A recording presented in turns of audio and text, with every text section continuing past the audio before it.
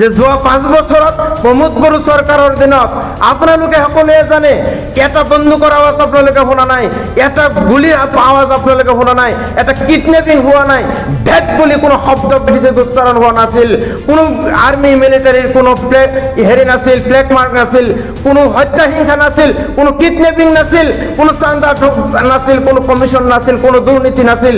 এনেকে এটা সুশাসন প্ৰমোদ বড়ো ডাঙৰীয়াই ব্ৰিটিছ প্ৰৱৰ্তন কৰিছিল আৰু আমি শান্তিত বসবাস কৰিবলৈ পাৰিছোঁ। আপোনালোকে সকলোৱে জানে যে আজি বিটিচি অঞ্চলত বিভিন্ন জাতি ধৰ্মৰ মানুহে আমি বসবাস কৰোঁ। এই বিটিচিত আজি যোৱা 5টা বছৰত প্ৰত্যেকটো জাতি জনগোষ্ঠীৰ লগত আমি ভাতৃত্ববোধেৰে জীয়াই থাকিবলৈ পাৰিছিলোঁ।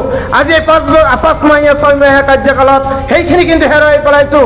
জাতি ধৰ্মৰ মাজত আজি বিভিন্ন ধৰণৰ ঘৃণাৰ ভাৱ বিয়প আৰম্ভ কৰিছে, বিভিন্ন জুৱা খেল আৰম্ভ হৈছে, আজি ঘৰ জ্বলাজ্বলি আৰম্ভ হৈছে, বিভিন্ন ধৰণৰ কিডনেপিং আৰম্ভ, হত্যা আৰম্ভ হৈছে, বম ব্লাষ্টিং আৰম্ভ হৈছে।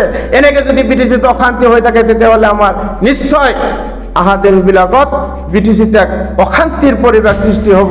গতিকে বিটিচিৰ শান্তি ৰক্ষাৰ স্বাৰ্থত, বিটিচিৰ ডেভেলপমেণ্টৰ স্বাৰ্থত আমাৰ প্ৰমোদ বড়ো ডাঙৰীয়াৰ নেতৃত্বত যি দল চলি আছে, এই দলৰ প্ৰত্যেকটো প্ৰাৰ্থীক ট্ৰেক্টৰৰ ছবিত ভোট দিয়াৰ কাৰণে মই বিনম্ৰতাৰে অনুৰোধ জনাইছোঁ। ধন্যবাদ।